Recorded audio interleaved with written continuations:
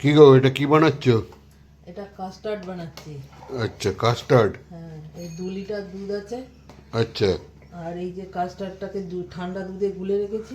আচ্ছা, এবারে এটাকে মেলাবো। মানে কাস্টার্ড পাউডারটাকে হ্যাঁ, এর মধ্যে কোনো মিষ্টি মিষ্টি কিছু দাওনি? এবারে চিনি দিয়ে দিয়েছি। আচ্ছা মানে হালকা চিনি দিয়েছি, বেশি মিষ্টি এটা ভালো লাগবে না। আচ্ছা এই হালকা মিষ্টি দিয়েছি, দিয়ে কাস্টার্ডটা গুলে রেখেছি।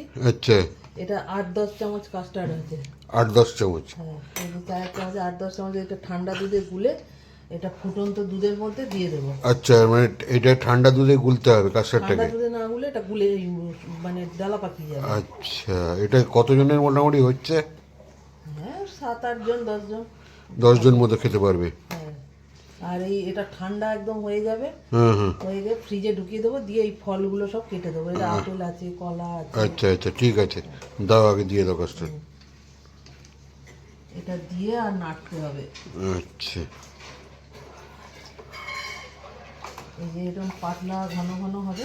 হুম হুম, হয়ে গেলেই হয়ে যাবে। ঠিক এটার আছে। কোনো ঝামেলা নেই করা। ঠিক আছে। কাস্টার্ডটা কি হয়ে গেল?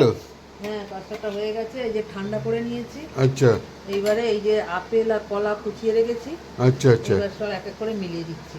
ও দিয়ে একটু ফ্রিজে রেখে দেবো, ঠান্ডা ঠান্ডা খুব ভালো লাগবে। আচ্ছা, মানে এটা ফ্রুটস রায়তা হলো? হ্যাঁ, এই যে রায়তা না, সরি, রায়তা না, কাস্টার্ড কাস্টার্ড। কাস্টার্ড। এই আচ্ছা কলাও দিয়ে দিলাম। বাহ, আপেল কলা সব মিশিয়ে দিয়ে এটা বেদানা ফেদানা দেয়, আমি আপেল কলাই দিলাম। আচ্ছা আচ্ছা দিয়ে এই যে মিলিয়ে রেখে দিলাম। আচ্ছা, এটা ফ্রিজের মধ্যে ঢুকিয়ে দেবে, ঠান্ডা হবে? একটু ঠান্ডা হলে খেতে খুব ভালো লাগবে। ঠিক আছে। সবাই ভালো থাকবেন বন্ধুরা, দেখা হচ্ছে নতুন কোনো ভিডিওতে।